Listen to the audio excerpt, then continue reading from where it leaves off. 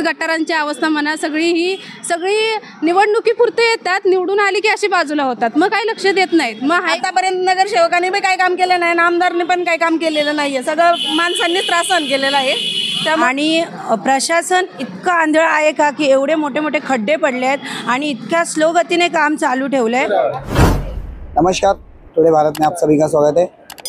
पिछले कई वर्षों से इस मानपुर महाराष्ट्र नगर के जो इस भोगदे को लेके कई वर्षों से लोग आंदोलन कर रहे हैं, लोग आवाज़ उठा रहे हैं, मगर बीएमसी और सरकार के कानों में बात नहीं जा रही है इसकी। हमारे साथ में मनसे के अध्यक्ष हैं रवि दादा। क्या कहना चाहेंगे, कितने सालों से यहाँ पे लोगों को इस समस्या का फेस करना पड़ रहा है?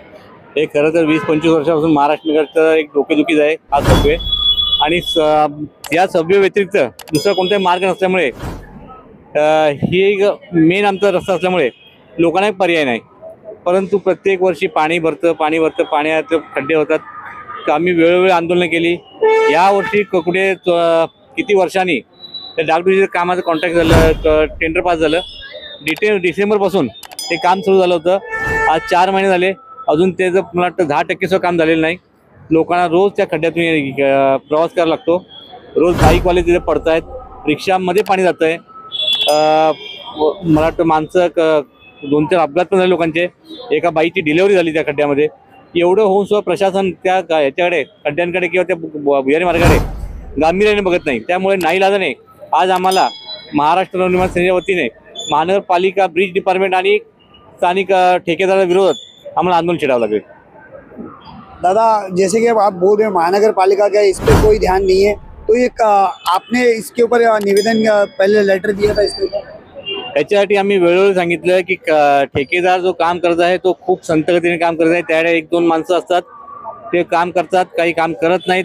खरं तर डे नाईट, कारण ही आमची मेन रस्ता असल्यामुळे ते डे नाईट काम सुरू केलं तर ठेकेदारनी, तर मला वाटतं 8 ते 10 दिवसात हा रस्ता मोकळा होईल आणि हा वाहतुकीसाठी रिक्षा आणि बाईकवाल्यांसाठी आणि इतर पादचाऱ्यांना त्रास होणार नाही। काही जैसे मैं देख रहा हूँ कि बिना बारिश का मौसम नहीं है, बिना बारिश के मौसम के इस सबवे के अंदर पूरा पानी भर जाता है, लोगों को आने जाने में बहुत दिक्कत हुई है। क्या करें?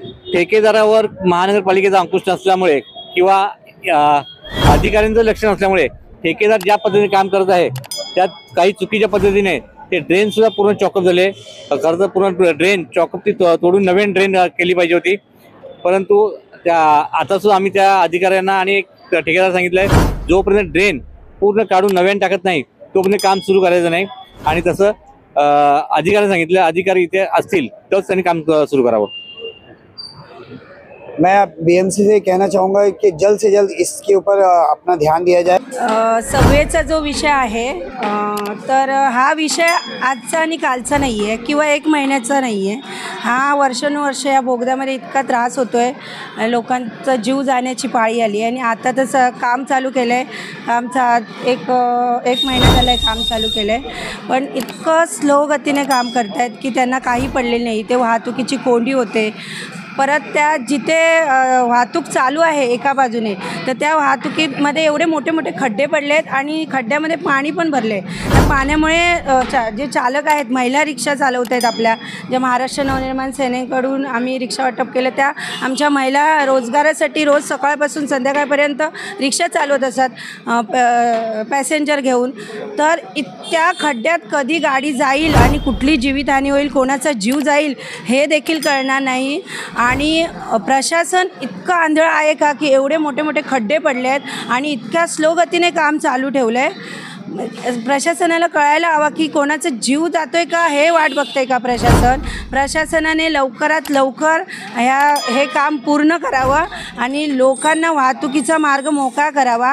हा रहदारीचा पण मार्ग आहे, मुलांच्या स्कूलच्या बसेस पण इथून जातात। एखादा काहीतरी अपघात होऊन कोणाचा जीव जाईल ही वाट प्रशासनाने बघू नये, करायलाच पाहिजे। हे आपलं दुःखाची गोष्ट आहे की बघ्याची भूमिका आजपर्यंत रहिवाशी काही जण घेत आहेत ना, त्याच्यामुळे आज हे प्रशासन सुस्त होऊन पडलं आहे. तर सगळ्यांनी एकजूट होऊन, कुठलाही पक्ष कुठली प्रशासनाने ऐकलं नाही तर महिला आघाडी मनसे स्टाईलमध्ये, मनसेच्या आमच्या सगळ्या महिला पदाधिकारी आहेत, ह्या मनसे स्टाईलमध्ये खळखटाक करतील एवढं आम्ही तुम्हाला सांगतो. इथेच थांबते. प्रशासनाने लवकर जागं व्हावं. आणि आमची जी मागणी आहे ही आमची मागणी स्वतःसाठी नाही आहे, ही लोकांसाठी आहे. आणि हे प्रशासनाचं काम आहे, ते प्रशासन करत नाही आहे. त्याच्यासाठी आम्हाला आज महाराष्ट्र नवनिर्माण सेनेला रस्त्यावर उतरायची वेळ लागलेली आहे. तरी लवकरात लवकर जागं होऊन हे लवकरात लवकर काम पूर्ण करावं, हीच आमची प्रशासनाकडे मागणी आहे. एवढंच बोलते. जय हिंद, जय महाराष्ट्र. नमस्कार, माझं नाव स्वाती पवार. आता सन्माननीय रवी भाऊ यांच्या मार्गदर्शनाखाली जे आंदोलन हे चाललं आहे, आमच्या प्रांजलताई राणे यांच्या पण मार्गदर्शनाखाली चाललं आहे. तुम्ही खड्ड्याची अवस्था तर पाहू शकता आणि इकडे तिकडे रस्ते पाहू शकता, किती बेकार अवस्था आहे. महिला रिक्षातून यायचं म्हटलं तरी भीती वाटते, इकडून पडू की तिकडून पडू, काय अवस्था बेकार होते. आणि छोटी छोटी लहान मुलं तर आणायची शिस्तच राहिलेली नाही. कुठे अचानक जायचं म्हटलं तरी हे झालेलं नाही. पाणी भरलं तर जायचे रस्ते बंद होतात, जायचं कुठून आम्ही खड्डा भरल्यावर. ती बेकार अवस्था होते इथे सगळ्याच बाबतीत. गटारांची अवस्था म्हणा, सगळी निवडणुकीपुरते येतात, निवडून आली की अशी बाजूला होतात, मग काही लक्ष देत नाहीत. मग आहे इथं महाराष्ट्र नवनिर्माण सेना, बाकी सगळे बघेच आहेत. प्रशासनाने जर ऐकलं नाही तर आम्ही महिला काय आहोत ते चांगलं माहीत आहे. महाराष्ट्र नवनिर्माण सेनेच्या महिला म्हणजे काय, हे दुर्गा काली ज्याचं रूप घ्यायचं त्याचं रूप आम्ही घेऊ. आणि आमच्या प्रांजलताई आहेतच आणि आम्ही त्यांच्या पाठीशी आहोत गंभीरपणे. नमस्कार, माझं नाव संजना आनंद दुधाने. खूपच त्रास आहे. आतापर्यंत प्रशासनाला प्रत्येक वेळेस महाराष्ट्र नगरला हीच गोष्ट सांगावी लागली की हे काम करून द्या. कधीच त्यांनी स्वतःहून काम केलं नाही. आणि आता एवढा महिला, छोटी मुलं येतं, जर काही झालंच तर पहिला महिलांनाच दोष देतात की महिला चालक चांगल्या नाही आहेत. त्यासाठी प्रशासनाने हे रस्ते व्यवस्थित करून द्यावे. प्रत्येक वेळेस आपण कसं म्हणतो की एखाद्याला दोष देण्यापेक्षा तुमची कामं पहिली नीट करा, नंतर मग महिलांना दोष द्या असं. आणि खूप काही करता येतं. जर आज आम्ही रिक्षा चालवू शकतो तर आम्ही खूप काही करू शकतो, हे पण सांगेन तुम्हाला.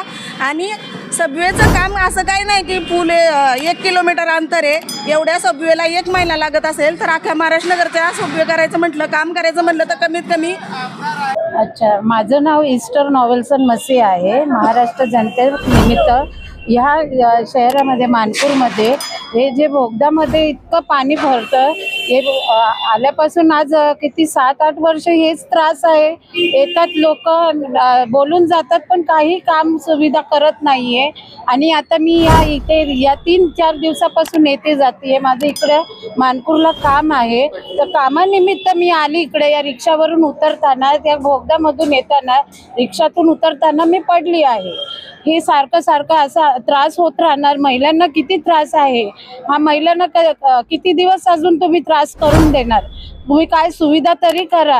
हे नेहमी बुधवारी मी बोगद्यामधून ट्रॅव्हल करत असताना बोगद्याची दुरावस्था झाली आहे, त्याच्यामुळे बाईक स्लिप झाली होती. प्रशासनाने काम करायला काढलंय पण पर्याय व्यवस्था दिलेली नाहीये. पलीकडच्या बाजूला तुम्ही साईबाबा मंदिरापाशी बघाल तर एवढा मोठा खड्डा पडला होता, तो आता 2-3 दिवसापूर्वी भरलाय माझ्या मते. पर्याय व्यवस्था काही नाही. याच्यातूनच मोठ्या गाड्या, टँकर, ट्रक, रिक्षा, बाईक सगळे आणि लोकांची पण रहदारी याच रस्त्याने होते. प्रशासनाने जर काम करायला काढलं होतं तर त्याची पर्यायी व्यवस्था प्रशासनाने आधी करायला हवी होती. लोकांना जो काही त्रास होतोय त्या त्रासाला सर्वस्व प्रशासन जबाबदार राहणार आहे. तुझं नाव काय आहे, कुठे राहतो? माझं नाव गौरव अरुण माने. मी 14 नंबर बिल्डिंग में रहता हूँ. आपको कहाँ इंजरी हुआ? एक मेरे हाथ में लगा है यहाँ पर और घुटने में लगा है.